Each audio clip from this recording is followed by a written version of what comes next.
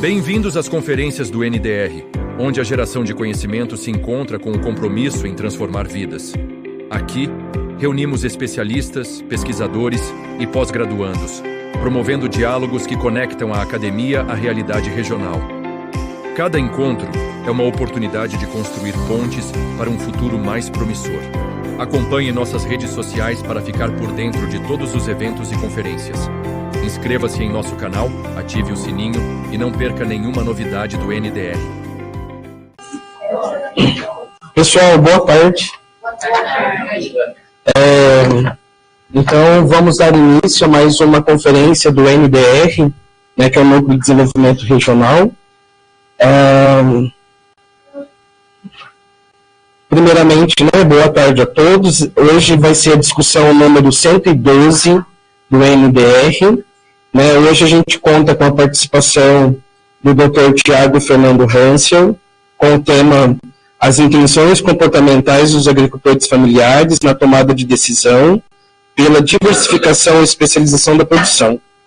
O Tiago Fernando Hansel é graduado em algumas áreas, ele é graduado em administração, em matemática, em pedagogia, em ciências sociais e ciências contábeis. Ele também é pós-graduado em marketing, comunicação, propaganda e vendas, em gestão pública, em psicopedagogia clínica institucional. Ele é mestre em ciências sociais, aqui pela Unesp Toledo. Ele é doutor em desenvolvimento rural sustentável pela Unesp de Marechal Cândido Rondon. E atualmente ele é pós-doutorando em administração pela Federal do Paraná. Ele não colocou aqui, mas ele também é vice-prefeito do município de Quatro Pontes aqui, vizinho ao nosso município, Desde já a gente agradece, Tiago, pela sua participação.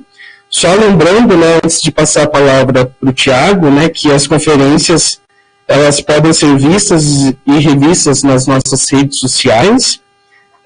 Então a gente pede que vocês divulguem, comentem, ajudando a gente a enriquecer o debate. A gente lembra que vocês podem fazer perguntas em qualquer momento da apresentação. Não precisa esperar o final, quando tiver alguma dúvida ou querer algum esclarecimento, podem se manifestar. Aos que nos assistem pela página também, podem escrever pelo chat para repassarmos as perguntas ao palestrante. A gente também vai estar repassando em seguida os links para acesso das redes sociais. E para quem estiver nos assistindo online, a gente pede que mantenham os microfones desligados, para não dar interferência aqui na nossa palestra. Então, passo a palavra para você, Tiago, e os ouvintes fiquem à vontade para se manifestar em qualquer momento. Se quiser colocar aqui na sua camisa.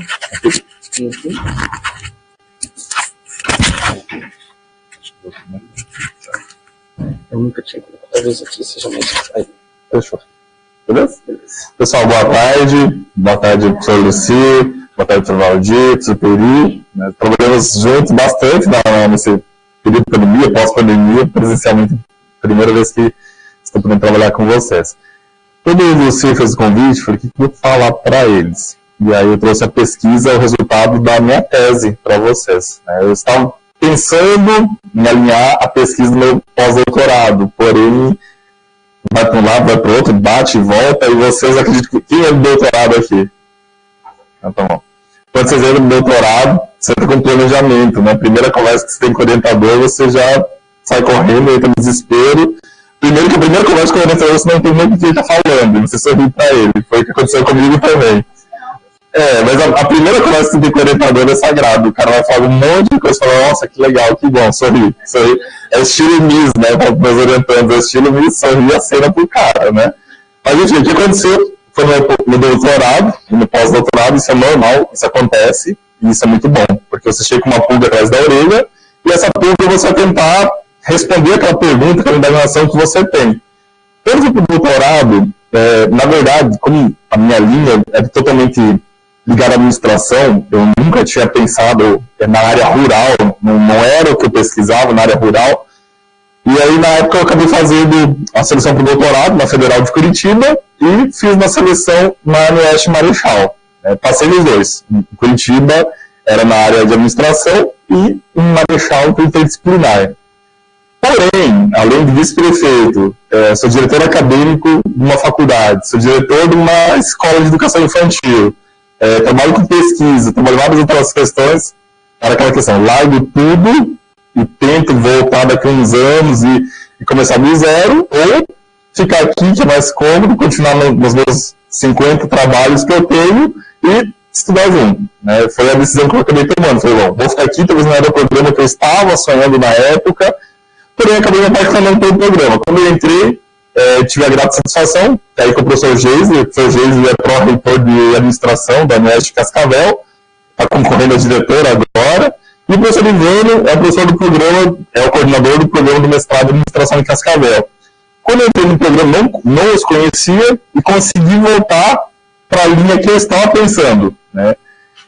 Precisei alinhar alguma coisa ligada ao rural, ao sustentável, e aí foi que fiz o programa de pesquisa, eu vou colocando alguns parágrafos de rural sustentável para conseguir encaixar. Eu queria estudar mesmo, era comportamento, eu gosto da área comportamental, minha área de administração é ligada ao comportamento, até estava falando com o professor Lucirança, tem um professor que estuda a área comportamental, tomada de decisão, nesse sentido. Né? E consegui alinhar, e aí a primeira conversa que eu tive com o orientador foi igual de todo mundo, você quer sair chorando, correndo, gritando, mas na segunda eu consegui alinhando, pensando, e aí quando o orientador veio também eu consegui alinhar alguma coisa que era a minha ideia com o programa. Acabei estudando o comportamento dos agricultores na tomada de decisão. O que passava na cabeça, o que passa na cabeça do agricultor entre ele diversificar ou especializar a produção? Era algo que eu me questionava a vida inteira. Por que na nossa região nós temos agricultores que vivem muito bem com diversificação e outros vivem muito bem com a especialização? E por que o que está especializado vai para a diversificação e a diversificação vai para a especialização? O que passa na cabeça dele? Era essa a ideia que eu tive. Então foi a pesquisa. Depois que eu limitei o problema e a teoria que eu ia trabalhar, em 2 anos eu consegui definir. Então foi no mês que deu 2 anos que eu entrei no programa, eu defendi. Eu acabei defendendo a minha tese em 2 anos, fiz a pesquisa em 2 anos, defendi em 2 anos. E qual que foi a pesquisa? As intenções comportamentais dos agricultores familiares na tomada de decisão, entre diversificação e especialização. Para tanto, eu acabei pegando 40 agricultores, foi uma pesquisa qualitativa, né?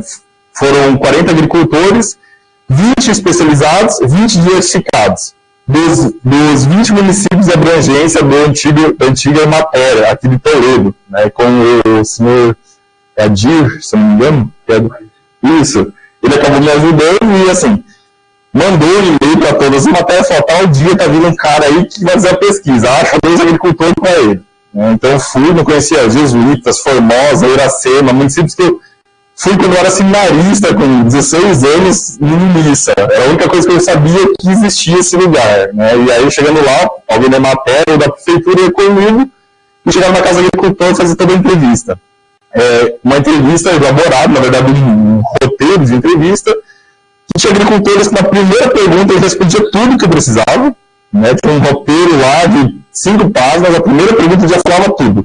Que ele juntava filho, neto, eu juntava a família inteira para responder, e teve outros que o cara falava sim, não, sim, pode ser, talvez, não, que foi mais difícil, e aí tentava entrar no psicológico dele. A ideia era justamente isso, pegar o que ele deixava entre linhas, não o que ele respondia no momento. Né? Você instigava ele a falar alguma coisa para tentar pegar o que ele deixava entre linhas sobre aquele assunto, para chegar e saber por que ele estava diversificando, especializando, ou se ele pretendia mudar, se ele, quem sabe na diversificação queria ir para a especialização, da especialização para a diversificação. Sim, por quê? Não, por quê?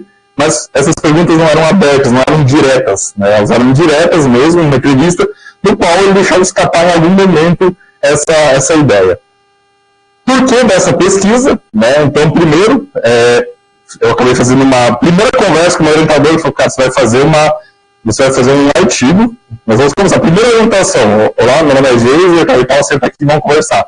Primeira coisa que você vai fazer, você vai entrar nesse site, você vai pesquisar tudo que tem sobre esses assuntos que você quer pesquisar e ver se é inédito ou não a tua pesquisa.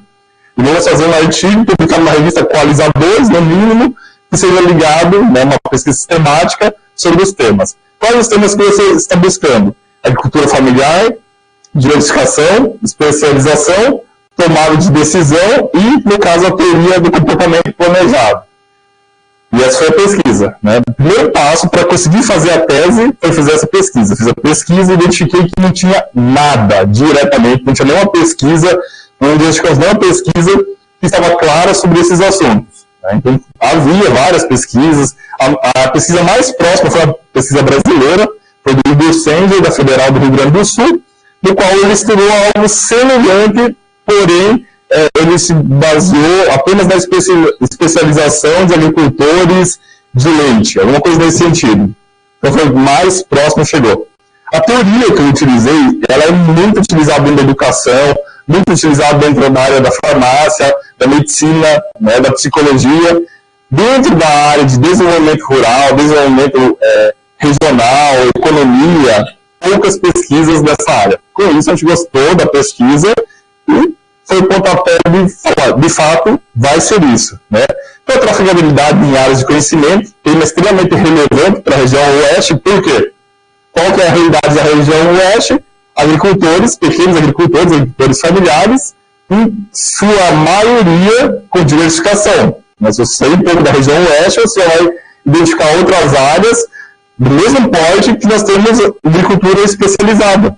Aqui uma marca muito forte é a agricultura diversificada aqui na nossa região.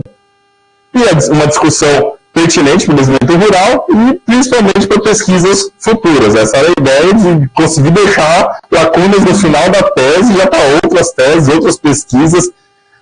Quem que é o orientador do Lucia que levanta a mão? Do professor Peri. Do Aldir. Olha, eu tenho uma notícia bem ruim para vocês não vão se lembrar nunca mais deles. Cara, vocês vão se lembrar do programa, mas deles nunca mais. Vocês podem ter certeza, gente. Uma coisa que vocês vão se lembrar nunca é o pessoal de telemarketing e orientador de mestrado e doutorado. O cara vai ficar eternamente pentelhando, que é muito bom. Tanto que, assim, essa era uma das ideias, na verdade. A gente terminou em 2 anos, a pesquisa foi rápida, assim, batemos o recorde do programa, a ideia era 2 anos, terminar o programa, porém isso faz 1 ano já, 1 ano e pouco, e continuamos a pesquisa, e eu falei, agora vai para a direção, e vai me deixar respirar. Ilusão. Ele acorda acho que às 4 da madrugada e fala, tem mais um artigo que a gente pode fazer. Então isso é legal dos programas lá no Oeste, que os professores continuam te incentivando, instigando para pesquisa, continuam incentivando para fazer essas pesquisas.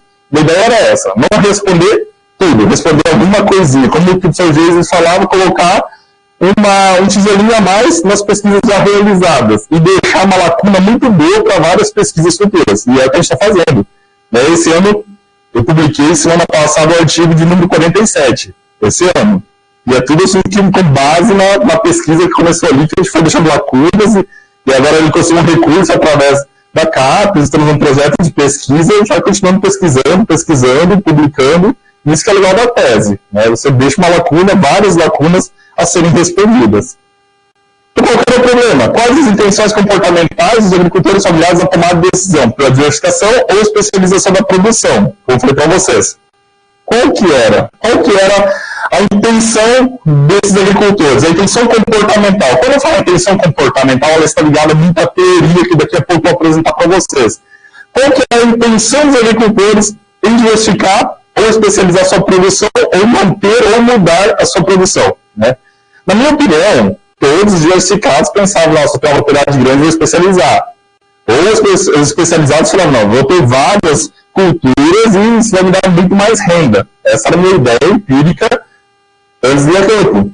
Você pensa que o cara que tem uma pequena propriedade, ele necessariamente precisa diversificar. E aí depois que foram algumas surpresas e algumas propriedades bem específicas que eu vou estar falando para vocês. O objetivo geral era analisar as intenções comportamentais dos agricultores familiares através da teoria do comportamento planejado. Alguém já ouviu falar dessa teoria? Teoria do comportamento planejado? É uma teoria muito bacana, ela trabalha com 3 construtos, né? Atitude, norma subjetiva e controle comportamental percebido. Daqui a pouco eu vou falar para vocês.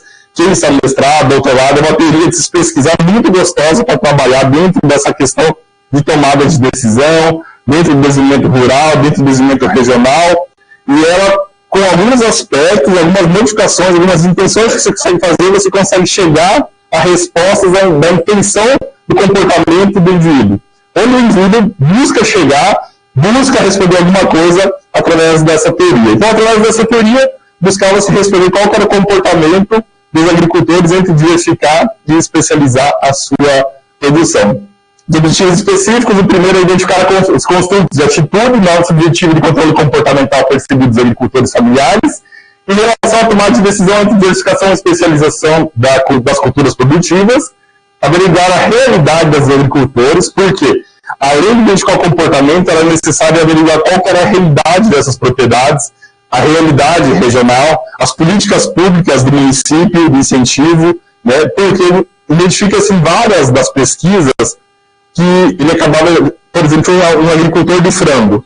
Ele acabou indo para a área de frango porque o município acabava instigando ele, a Secretaria de Agricultura instigou ele a produzir frangos. Né?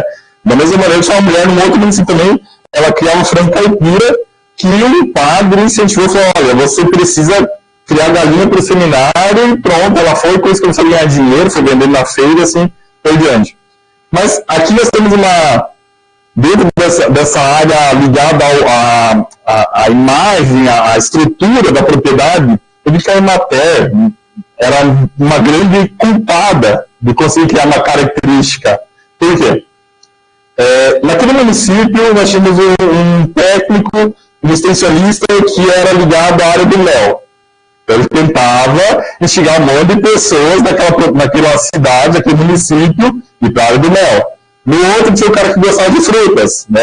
O cara era formado em agronomia, mestrado, doutorado na área de frutas. E ele tentava puxar os agricultores a produzir frutas naquela cidade. Então, percebi que muitas das características da propriedade não estavam ligadas à vocação do agricultor, mas sim estavam muito ligadas à vocação externa, alguém que vinha de fora incentivava, instigava ele a produzir daquela maneira. E identificar quais os construtos que mais interferem na tomada de decisão, né? Qual que eram os principais construtos dos três que faziam com que os agricultores tomassem aquela determinada decisão. Então, as principais revisões de literatura que eu acabei utilizando, dentro da agricultura familiar, dentro da diversificação e especialização das culturas, dentro da tomada de decisão, dentro da teoria comportamental planejada. Partir tudo isso aqui muito ligado ao Simon. Simon é um cara que ele fala o seguinte, que o grande problema do ser humano em tomar decisão... Qual é o grande problema que vocês acham que na tomada de decisão do ser humano? Qual é o maior problema de tomar uma decisão? Na opinião de vocês, qual é o maior problema entre nós, seres humanos, tomarmos uma decisão? Também, mas o Simon fala uma coisa muito legal. O grande problema, de acordo com o Simon, o grande problema do ser humano tomar uma decisão é que ele é ser humano. Porque ele não consegue separar o racional do emocional, né? Ele não consegue tomar uma decisão 100% racional. O que o Simon fala? Quanto mais racional for a decisão, melhor ela será, mais aceita ela será. É ou não é verdade? Né? Olha, vamos pensar o seguinte, eu tenho uma empresa, eu contrato os dois. Ele é meu amigo de infância, gosto muito dele, um cara legal. Ele é um cara bom. Eu gosto, assim, acho legal, veio aqui pelo currículo que ele está tratando. Preciso demitir um dos dois. Ele é excelente. Ele é meia boca. Porém, ele é meu amigo de infância. E aí? Aí tem a dificuldade. Você fala, poxa, precisava demitir ele, mas ele não tem vínculo nenhum com ele. Né? E aí que entra o Simon falando isso. Isso foi muito nítido também dentro da tomada de decisão dos agricultores. Por exemplo, fui numa propriedade, o cara em São José das Palmeiras. O cara falou que estava falindo, que estava quebrando, porque ele era especializado em leite, porque o leite estava ruim, porque estava indo leite fora do país, e blá blá, aquele discurso. Ele chorou umas 2 horas e tal. Aí ele falou, por que o senhor ainda não vende as vacas e vai para outra coisa? Ele falou, mas eu tenho um sentimento por elas, eu gosto delas. Eu vejo ela nascendo, eu vejo de mamar, e não sei o que, eu fui criando. E aí, sempre eu identificar isso também. Então ele tinha um carinho, um fator emocional ligado a elas. Ele não estava dando lucro, mas ele também não queria se desfazer delas, porque ele gostava delas. Ele falou, poxa, minha mulher deu nome para todas elas, tinha 30 vacas, ele foi chamando todas elas, fulano, ciclano, chamando diante de todas elas. Ele foi chamando. E aí que entra um pouco dessa perspectiva do Simon dentro da tomada de decisão. Essa é a teoria. A teoria do comportamento planejado, o Isaac Azen, que acabou criando ela, e ele cria qual perspectiva? Esses 3 construtos. Ele fala que as pessoas tomam decisões ligadas em 3 construtos. O primeiro, que é a atitude. O segundo, norma subjetiva. O controle comportamental percebido. O terceiro. Juntando, qual for mais intenso vai fazer a pessoa ter determinado comportamento. O comportamento está ligado em um dos 3 construtos. O construto da atitude é a forma que a pessoa avalia as consequências, vantagens e desvantagens. Né? Vou mudar de produção. Então, se eu for ter uma teoria do comportamento planejado, a pessoa vai avaliar quais são as consequências, vantagens e desvantagens. Vou mudar, sou especializado em diversificação. Bom, como vantagem eu tenho isso, isso, isso. Como desvantagem eu tenho isso, isso, isso. E eu tenho uma decisão pautada no que for mais expressivo. Aí eu tenho mais vantagens, vou mudar. Tenho mais desvantagens, não vou mudar. Né? Então, o construto de atitude é isso. Quando a pessoa consegue avaliar e ele leva em consideração exatamente isso. Eu tenho mais vantagens ou mais desvantagens. A norma subjetiva, a pessoa toma decisões pensando no que os outros vão pensar. O que minha família vai pensar, minha família vai apoiar, meu vizinho vai falar o quê, o técnico da matéria, a prefeitura vai falar o quê sobre isso, né? E ele leva em consideração a opinião dos outros. Ele toma uma decisão pautada no que os outros pensam. E o controle comportamental percebido, as pessoas tomam decisões conforme a sua capacidade. Sou capaz de mudar ou não? Eu tenho capacidade de mudar minha forma de produção, meu formato produtivo ou não? Se eu mudar, eu vou saber trabalhar, eu tenho especialização para isso, eu tenho qualificação para tal ou não? Então, essas são as 3 avaliações que a pessoa faz sem ele precisar expressar, mas no que ele passa no consciente dele, no inconsciente dele, ele vai levar isso aqui em consideração. Vocês são assim, todos nós somos assim. Vou fazer doutorado, né?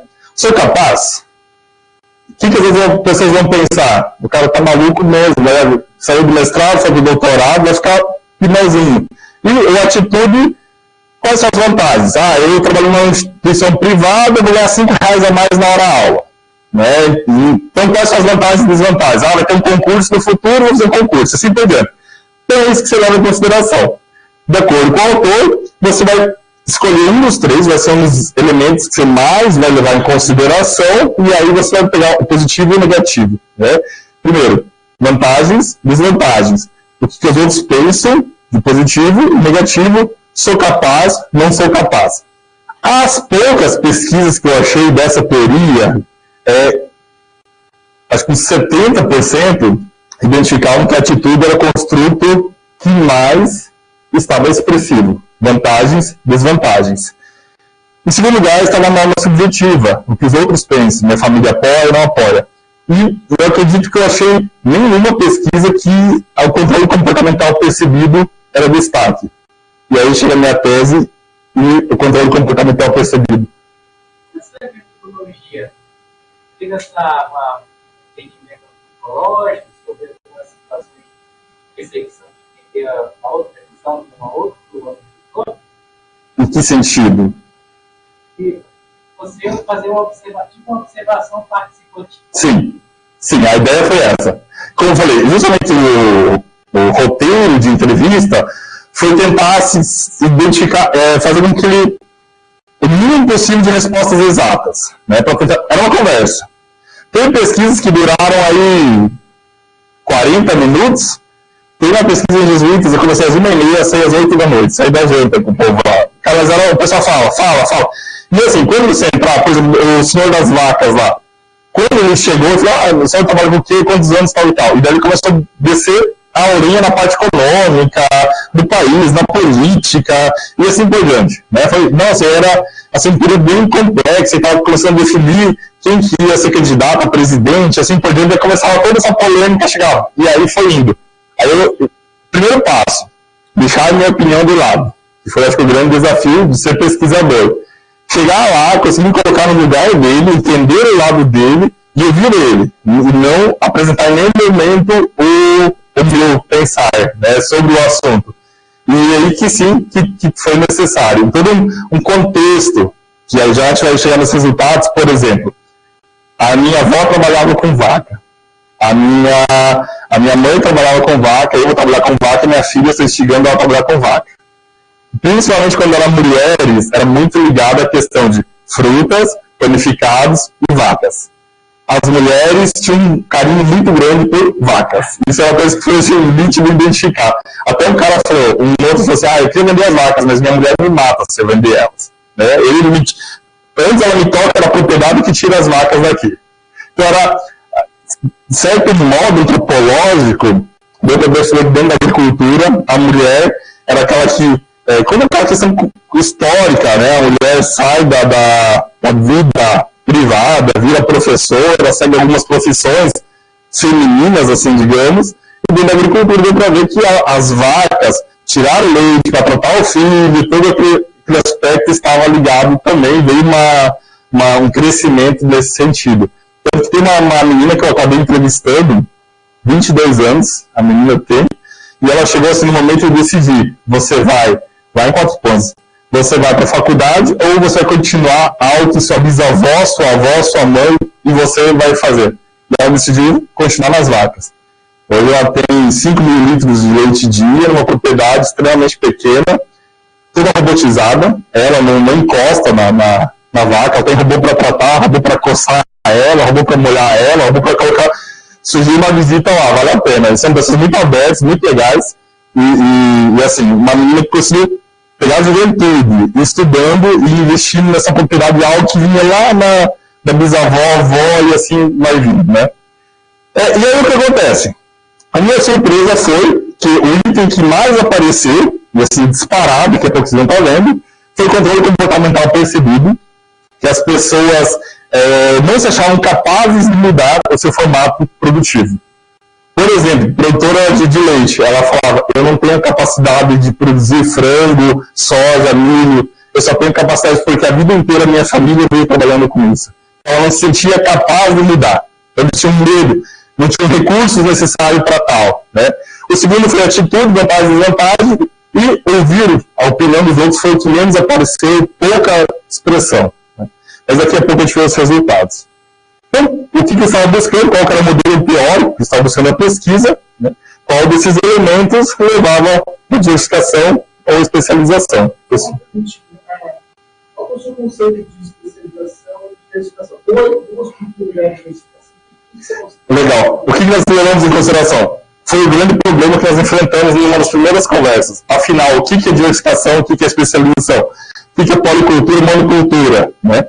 E quando nós buscamos algumas literaturas sobre isso, nós tínhamos várias literaturas que não chegavam a um acordo sobre isso. O que levamos em consideração? Especialização apenas uma cultura. Duas culturas, diversificação. Passado de uma cultura, diversificação. Foi o conceito que a gente levou em consideração, passando de uma cultura independente. Se era 1%, se era 10%, se era 20%, se era 50%. Né? Então levava-se em consideração toda aquela propriedade que tinha mais que uma fonte de renda. Né? Uma fonte de renda ligada à produção dentro da propriedade. Não que a pessoa tinha um emprego fora, alguma coisa nesse sentido. Apenas, dentro da propriedade, produz o quê? Isso, isso e isso. Beleza, então já é diversificação. Né? E assim por diante que a gente foi bater. Você alguma robustez, se você dá esse conceito sobre resultados sustenta? Essa é uma das pesquisas que a gente está fazendo agora. Né? Então, exatamente isso que nós terminamos a tese, defendi a tese, aí, sentando com o orientador, com o orientador, acho que é bem isso. E se nós mudarmos o cenário, como que vai ser? Né? E é a pesquisa que a gente está seguindo, né? O meu orientador, meu co-orientador e um menino do mestrado de administração de Cascavel, que a gente está tentando mudar só o cenário, para ver se vai mudar ou vai permanecer isso aqui. Então, a metodologia, né, foi aplicada a exploratória, procedimentos bibliográficos e pesquisa de campo, ela foi qualitativa, aqui eu levei um banho. Quem já qualificou aqui? Cara, na qualificação eu levei uma invertida muito legal. Por quê? A banca, 5 professores, primeiro, eu tinha medo de um professor, cara, nossa senhora, quando o meu orientador falou, fulano vai estar na banca, eu falei, lascou. Aí o que aconteceu? Primeiro a professora falou, a primeira avaliadora era a professora da USP, falou, fez alguns apontamentos bem tranquilos. O segundo avaliador falou, também era da Unieste, Francisco Beltrão, falou, beleza, tranquilo. O terceiro avaliador, que era que eu tinha medo, foi mais tranquilo, foi da Unieste de Cascavel. E o quarto, que teoricamente eu achava mais tranquilo, foi o que assim, fez o fecha para a chicotada. Na verdade, assim, a minha pesquisa estava toda pronta, certinha, que ela ia ser quantitativa. E aí ele chegou e falou, cara, esquece, você não vai conseguir aplicar, você não vai conseguir ter resultados, você muda a sua metodologia, você não vai conseguir. Quando terminou, meu orientador me chamava para um canto e falava, vamos ignorar o que o fulano falou e vamos tocar o barco, né? Tipo, já que a maioria falou que tá ok, só ele foi contrário, então me arrependi de ter chamado ele para qualificação e pronto. No outro dia, exatamente no dia seguinte, eu fui fazer a primeira entrevista. Eu levei uma bordoada que eu não consegui responder absolutamente nada. Aí eu sempre me desespero e me pergunto, meu Deus, junta, vamos tentar mudar então para qualitativa. Aí conseguimos desenvolver a pesquisa. Se fosse quantitativa, eu não sei como ia terminar e como que ia terminar, porque a gente não estava conseguindo sair do lugar, né? Tem 40 agricultores de 20 municípios diferentes, de cobertura do IDR de Toledo, e o que me salvou, sou muito grato, não sei se alguém já utilizou, o software MaxQDA. A gente já trabalhou com esse software, uma sugestão muito legal, porque ele trabalha em figuras, gráficos, é muito legal, um sistema muito bom para trabalhar. Ele com dados, principalmente com dados qualitativos. Esse software é muito legal, gente, ele vale a pena trabalhar, que você consegue fazer todos os cenários possíveis, você consegue trabalhar com esse software. É um software bem fácil de trabalhar, bem tranquilo, e você pode fazer figura, gráfico, o que você entender, você consegue fazer com esse. E a minha ideia era fazer isso para os municípios, então, os 20 municípios que compõem, as diferenças, toda a realidade, e eu queria chegar nisso aqui, ó, calma aí, já vou voltar, nisso aqui, né? Então, essa era a ideia de desenho que nós queríamos chegar. Por quê? O MaxQDA tem uma das ferramentas que, conforme era a intenção da resposta, quanto mais grosso fosse a linha, mais expressiva era a resposta. Como que eu consegui medir os 3 construtos? Né? Conforme isso fosse aparecendo. Pegamos entrevistas deles, o roteiro, jogamos no sistema, no final ele te dá as linhas. Ó, por exemplo, vou pegar um agricultor aqui. O agricultor é entrevistado 22E, que é um agricultor especializado, ele fortemente expressou que o que interferia nele era a norma subjetiva. O que interferia nele era a opinião dos outros, né? Esse sistema consegue dar todos esses desenhos, ele consegue mapear tudo isso. Então, o MaxQDA é muito legal. Voltando. Pode falar, fica à vontade. Aquela primeira forma quantitativa, sim. Era estruturais. que foi que mais a habilidade? Porque na hora de fazer as entrevistas, o que acontecia? O roteiro que nós montamos foram agricultores selecionados. E nós precisávamos de um perfil também dos agricultores. Quando a gente saiu na quantitativa, que saía meio a louca, que se diz, né? O que estava acontecendo? Estavam saindo respostas muito superficiais que não respondiam. Né? Então, assim, o primeiro passo, quando o seu Adir acabou entrando em contato com as IDRs da região, e aí outro prêmio que eu identifiquei, porque muitos IDRs não tem técnico mais, e eu precisei ir procurar na prefeitura, ou tinha um técnico que tem 3 municípios, né? O cara ficou comigo 3 dias, não me aguentava mais, e o que acontece? Nós precisávamos, assim, agricultores que conseguissem se expressar muito bem. Como era período de eleição, foi uma grande dificuldade que eu tinha, que as pessoas achavam que ia ter alguma ligação com política. Né?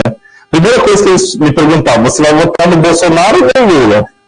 A primeira pergunta, os agricultores, eles acabavam perguntando porque eles tinham um certo medo disso. Né? Porque quando você chegava lá, eles pensavam, será que essa pesquisa... E aí tinha que ser um agricultor com uma visão um pouco mais aberta, né? Tinha que ser uma visão de um agricultor que conseguisse dialogar, conversar, responder. Esse é o grande problema que nós identificamos.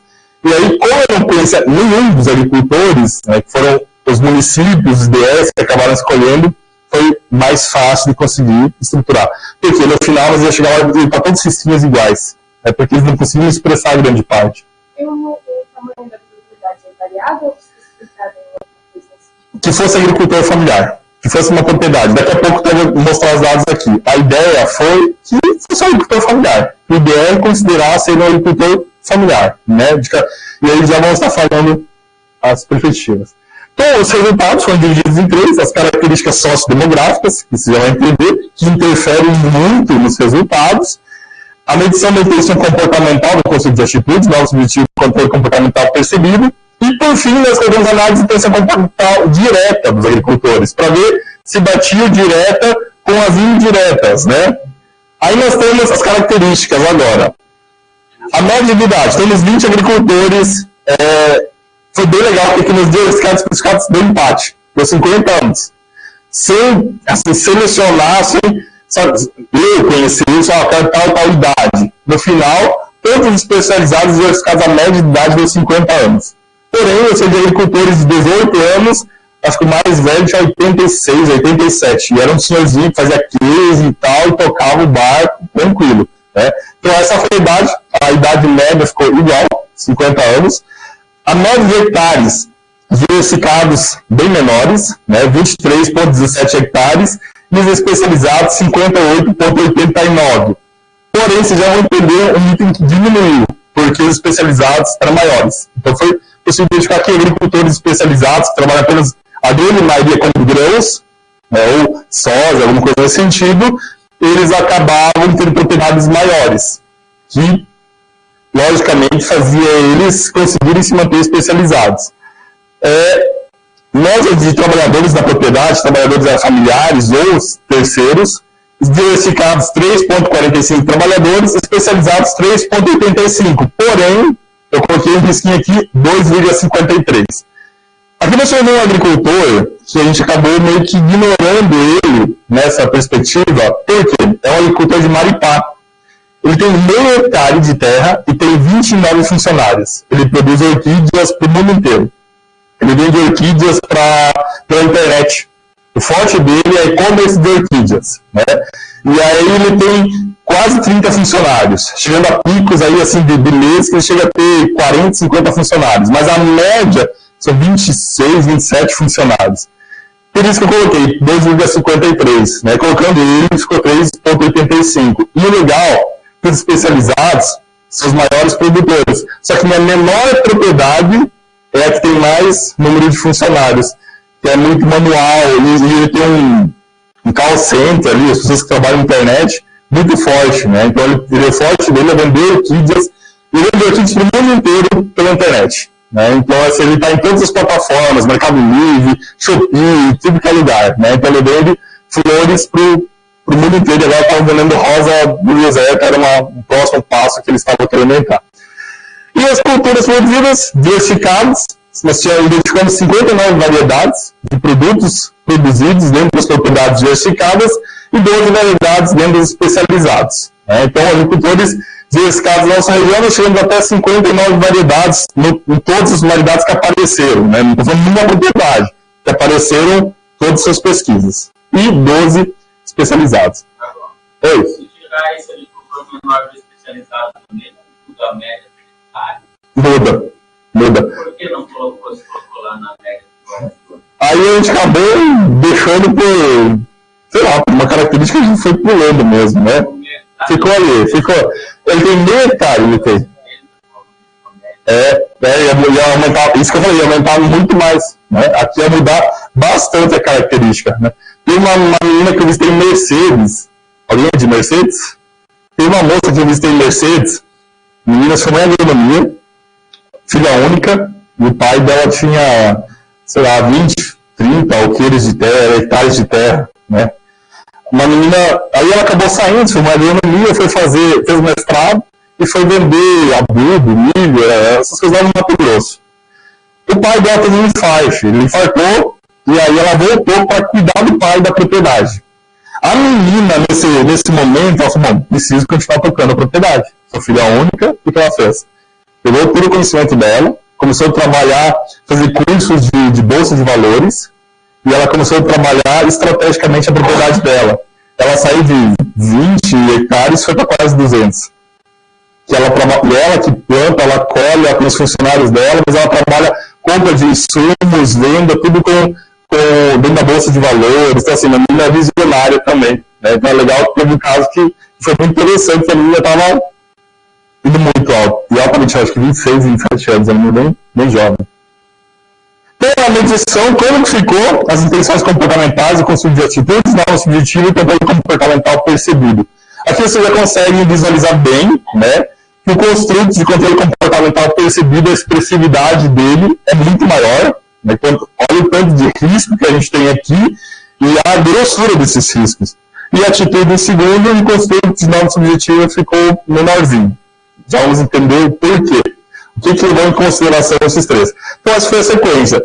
O construto de controle comportamental percebido foi mais expressivo, então as pessoas identificavam que elas não tinham capacidade de mudar ou tinham capacidade de mudar. Atitudes levavam em consideração as vantagens e as desvantagens, e a de não subjetiva, que eles ligavam para a opinião dos outros. Então, o construto de controle comportamental percebido, o item mais expressivo foi a falta de recursos. Eles sentiam que eles não tinham capacidade de mudar sua propriedade pela falta de recursos, né? A falta de recursos humanos, principalmente. Então, o que aconteceu? Eles falavam, olha, eu até tenho interesse de diversificar. Nós somos eu, meu marido e meu filho. Se eu colocar mais uma cultura, eu não vou ter pessoas para trabalhar. Ou eu sou especializado, né? Então, o especializado acha interessante, economicamente, financeiramente, colocar mais uma cultura, porém, não vamos ter pessoas para trabalhar. E assim por diante. Ou especializado, o diversificado falava o seguinte: tenho interesse, eu gostaria de me especializar somente em um item. Porém, por exemplo, suínos. Eu tenho interesse em só suínos. Só que para isso eu tenho que ter mais pessoas para trabalhar. E eu não tenho pessoas para trabalhar. Então, o grande item que eles falavam que eles não tinham capacidade, sua capacidade ligava muito à falta de recursos humanos, principalmente. Né? Na sequência, recursos de falta de recursos patrimoniais, propriedade muito pequena, não tinham construções suficientes, parte financeira, não possuíam conhecimento para mudar o formato. Eles se consideravam muitos que não tinham conhecimento, falavam, olha, eu acho legal o cara que produz, eu trabalho apenas com gado de leite, eu gostaria de ter frango, mas eu não entendo nada de frango. A vida inteira eu trabalhei com gado de leite, então eu gostaria de mudar, mas eu não tenho conhecimento, não tenho mais idade, tempo para buscar conhecimento para tal. Mas isso foi algo que apareceu muito. Então, os elementos que mais apareceram, positivos, que ele tinha confiança para mudar o formato produtivo, que ele possui conhecimento para mudar. Ele fala, não, eu tenho conhecimento sim, se eu mudar, estou tranquilo.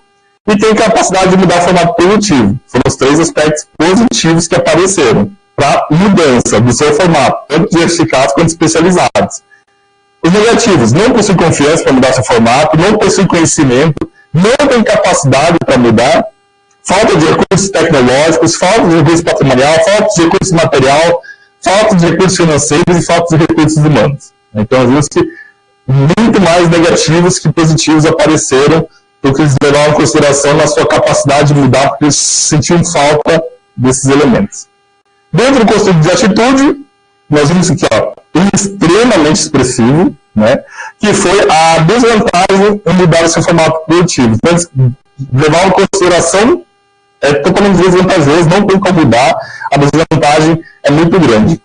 E, na sequência, a diminuição do cuidado de seguranças financeiras se mudasse. Isso era algo que aparecia muito, quando ele ligava muito a mudança a questões financeiras. Se eu mudar, vai cair minha renda. Se mudar, eu tenho que investir muito, e até eu tirar o que eu investi e assim por diante. Então, ligava muito a questão financeira. Bons sentimentos financeiros, com o atual formato produtivo, falando, está ótimo assim, não preciso mudar, eu ganho hoje, está o suficiente. E inabilidades à propriedade. Então, propriedades que não eram aptas para mudança. Né? Então, não tinha como mudar. O cara tinha vamos lá em... Como é a cidade? Meu Deus, não fui na cidade. Tupanci. Produtor de Tupanci, ele falou, cara, eu gostaria muito de ele era especializado. O sonho dele era colocar açude, porém não tinha água suficiente. Tinha no período de chuva. Aí quando entrava a primeira seca, já não tinha água suficiente para evitar para ter uma diversificação. Né? E assim por diante foram outras propriedades. E o lado positivo, então, era vantajoso a mudança do formato produtivo e mais entradas e mais seguranças financeiras. E isso estava ligado muito forte às especializadas. ele sentia que se ele mudasse, ele teria mais vantagens financeiras.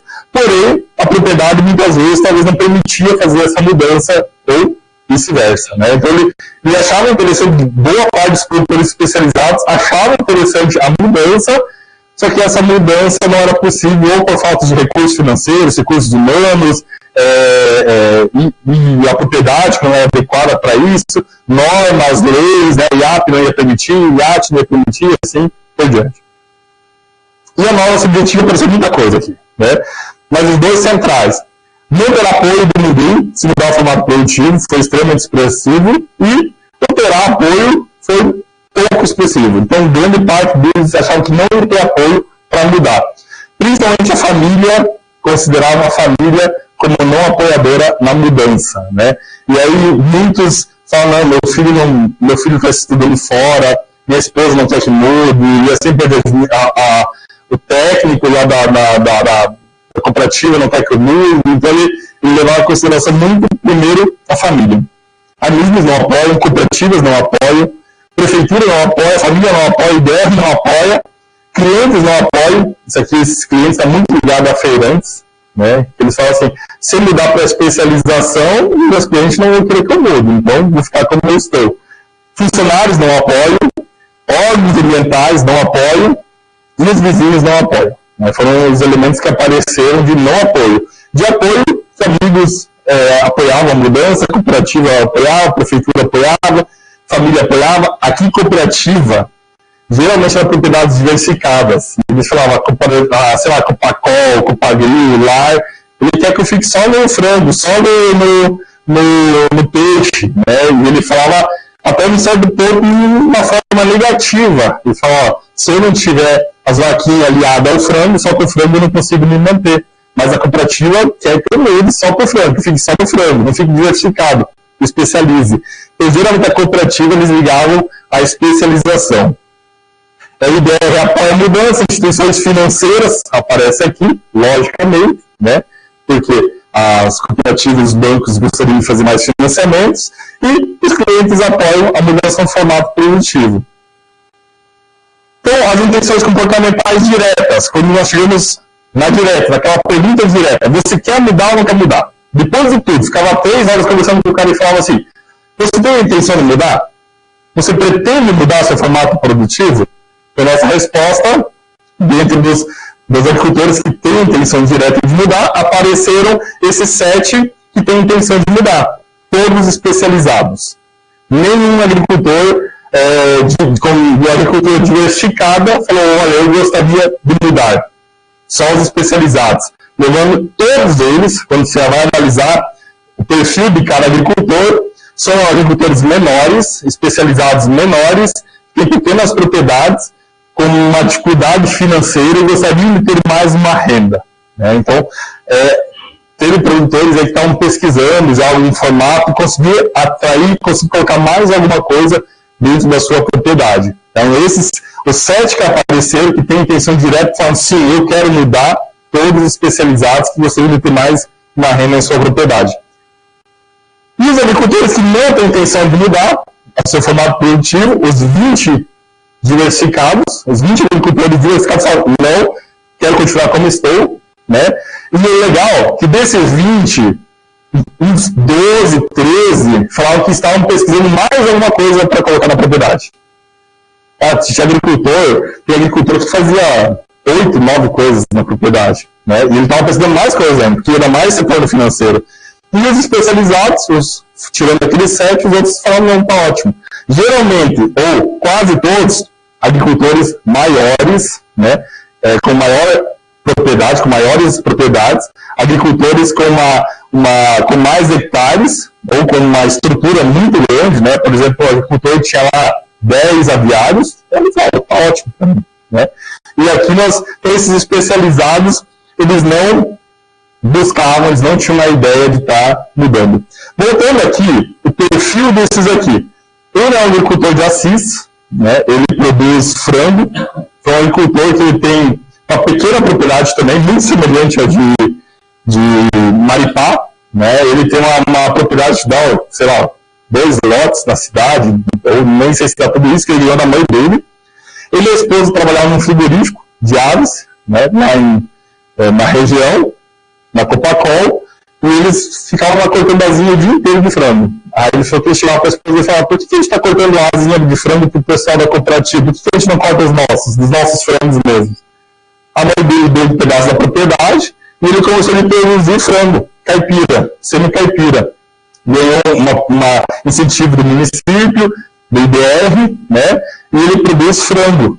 E aí ele começou a vender 1, 2, 3 frangos na propriedade, e hoje ele estava com uma escala produtiva muito grande, com 10 funcionários, e ele queria fazer, na propriedade, ele queria diversificar ela. Ele queria criar ovelhas e cabritos e uva. Então ele queria fazer parreiral de uva, para os animaizinhos ter sombra, e ele queria aproveitar e vender a uva, e fazer suco de uva, e ao mesmo tempo vender carne de ovelha e de cabrito.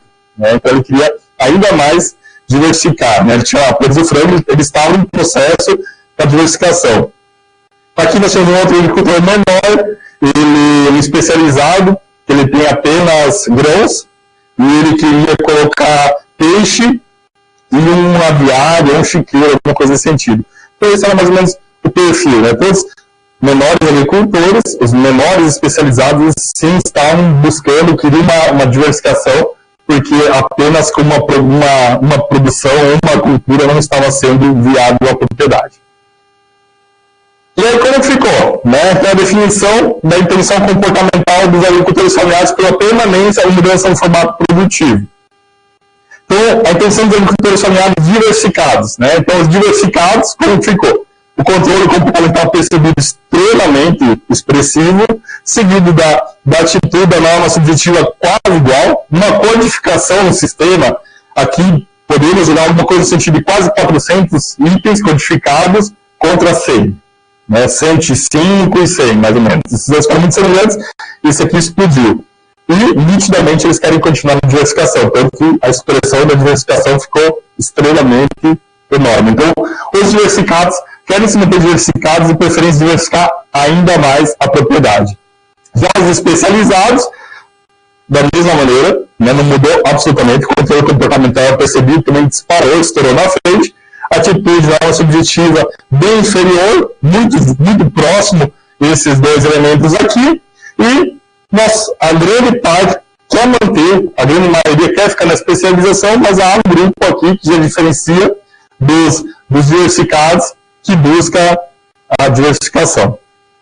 Então, qual foi a conclusão? A resposta para o questionário é que não há intenção, inclusive com forte expressividade, por parte dos agricultores familiares diversificados em mudar sua cultura para a especialização e que há a intenção da migração para a diversificação de alguns agricultores familiares especializados. No que refere aos construtos da teoria do comportamento planejado, como formadores de intenção de agricultores familiares, permaneceram mudar seu estilo de produção, os três foram expressivos, porém o construto de controle comportamental percebido que leva em consideração sua capacidade explodiu na frente para ambos os agricultores, tanto para os diversificados quanto para os especializados, e os outros com uma inferioridade muito semelhante, seguido de uma atitude, por último, né, atitude de vantagens e desvantagens, e por final, a opinião das outras pessoas. E seria isso. Pessoal, então essa é a pesquisa. No pós-doc, eu tentei seguir ela, porém o meu orientador está ligado mais à área da tomada de decisão comportamental de consumidores, no contexto geral. Né? Então, nós saímos dos agricultores, estamos fazendo uma pesquisa com consumidores, na verdade, uma pesquisa que já aconteceu, né? Uma pesquisa que o orientando do doutorado fez, né? Que ele chegou à conclusão que na verdade, ele, meu orientador, junto com a orientadora dele do Canadá, eles estão querendo criar uma nova teoria sobre consumo. Na concepção deles, a pessoa não compra uma calça para tentar parecer mais rica ou parecer ter um status maior, né? E leva em consideração qualidade, né? E o custo. Custo-benefício, na verdade. Então, é uma pesquisa que nós estamos fazendo ligado a essa teoria ao comportamento, né? Nós estamos buscando também uma parte comportamental ligada ao consumo. Se as pessoas também estão comprando, de fato, para mudar a sua concepção e tentar fazer com que as pessoas tenham uma concepção diferente sobre ele, ou se ele está no custo-benefício. Pessoal, seria isso. Agora fiquem à vontade, façam perguntas. Teria muito para falar, mas porém, o tempo tive que reduzir 300 páginas em alguns slides aqui. Obrigado. Dúvidas, pessoal?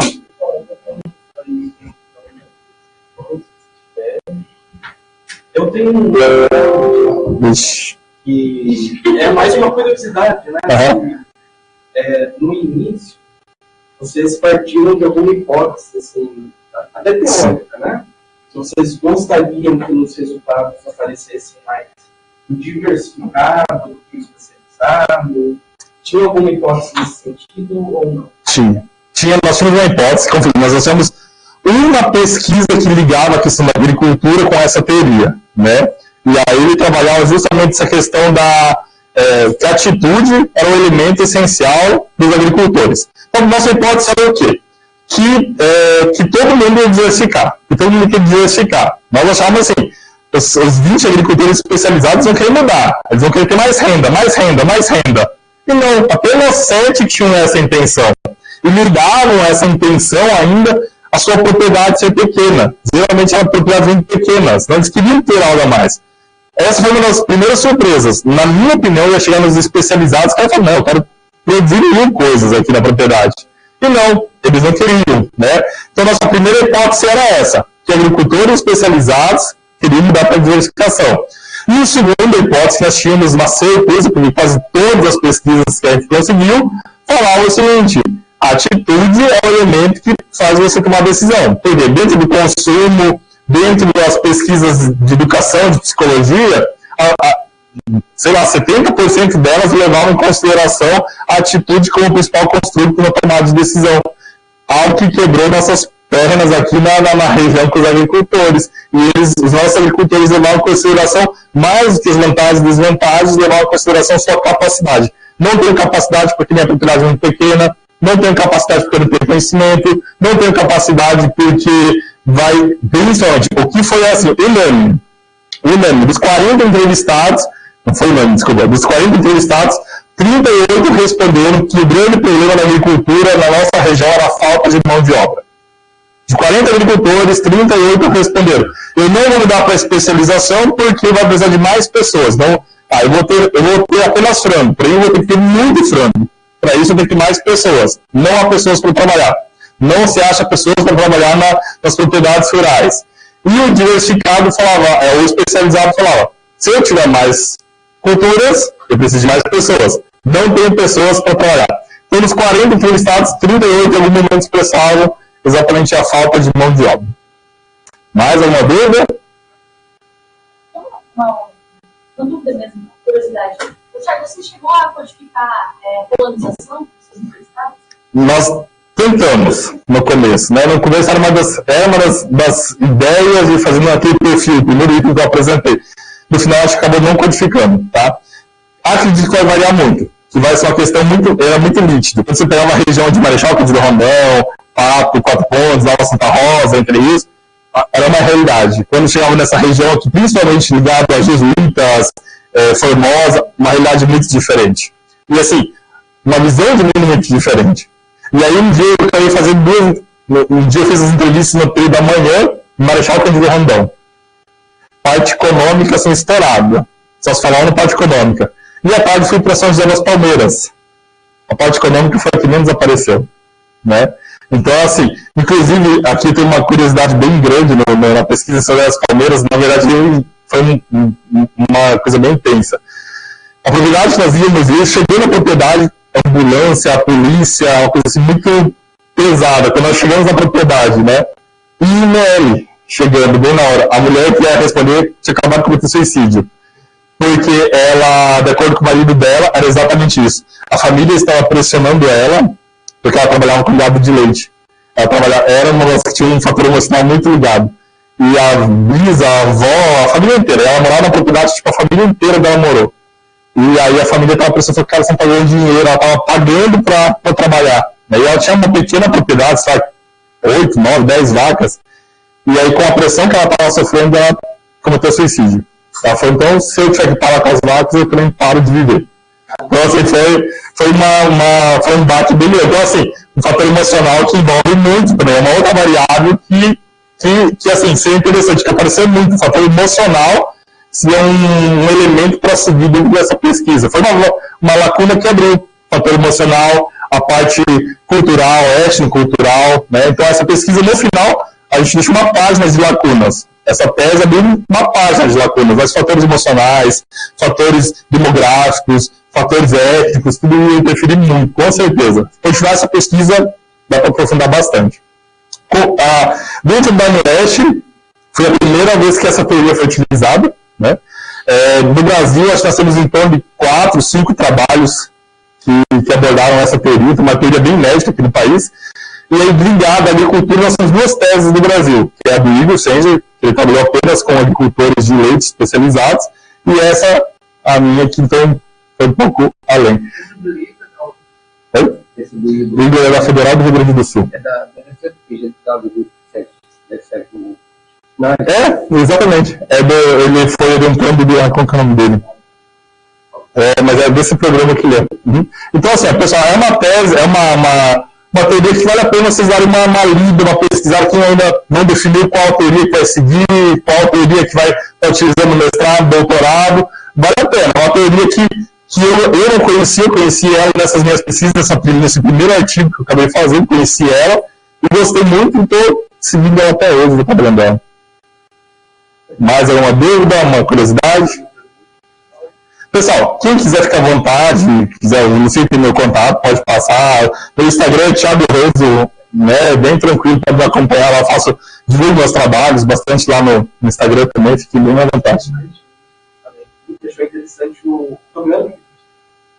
O programa é muito legal. A gente possa conversar aí a gente aprender a trabalhar. Primeiro dia, quando eu vi esse programa, quem conhecia ele era o Ivano, meu orientador. O Ivano vem da Uninove, né? E a Uninove trabalha muito com esse programa. E aí, primeiro dia, eu falei, Thiago, baixa aí, baixa. Ele é gratuito, porém, assim, ele tem umas limitações no gratuito. Mas o acadêmico, acho que é R$20, R$30, não é caro, é bem baratinho. Só que assim, você pode usar ele eternamente, você paga lá a assinatura e é eterno ele, né? E assim, cara, ele dá todos os tipos de codificações possíveis. Primeiro dia que fui mexer, eu não tinha nem ideia como começar a ler inglês, né? Então você tem inglês mais ou menos. Só que assim, ele te dá a figura que você quer, ele te dá o gráfico que você quer, ele faz tudo. Ó, isso aqui, tanto que o meu medo era como vou codificar, né? Quando o professor Gênesis chamou, o professor Ivano chamou, a gente falou assim, o professor Gênesis falou, quanto tempo você quer defender? Eu falei, quero defender em 2 anos. Eu falei, beleza, louco é você, então, vamos embora. Terminei as disciplinas no ano, primeiro ano fiz todas as disciplinas, me arrebentei, fiz as disciplinas, no segundo ano fui para pesquisa. Quando eu comecei a chegar nos resultados, cara, como que eu vou codificar isso aqui?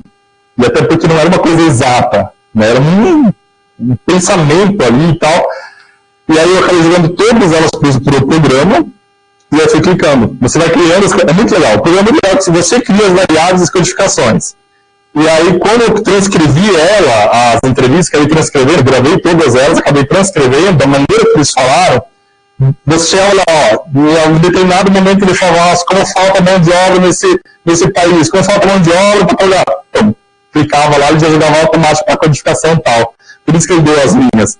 Então, conforme as entrevistas jogavam as codificações, é só você clicar na palavra que já automaticamente jogava lá, codificação tal, ou no F tal, você jogava ali os espaços, ele já jogava a codificação para aquele lugar, e aí no final ele já te dá o gráfico exatamente, te dá o desenho como você quer.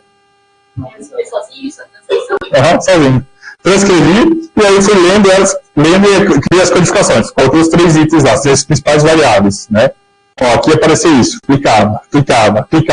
Depois você joga a figura já saiu assim com as expressividades.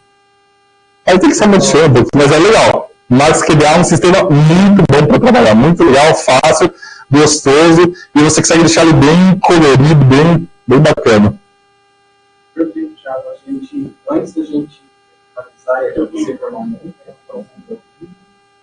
comunicações, Algir, eu gostaria de agradecer o Ricardo. Obrigadão.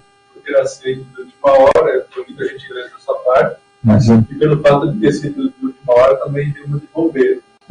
O Adalberto pediu para estudar a nome dele, para vocês, ele teve um acidente doméstico e ele não pôde vir.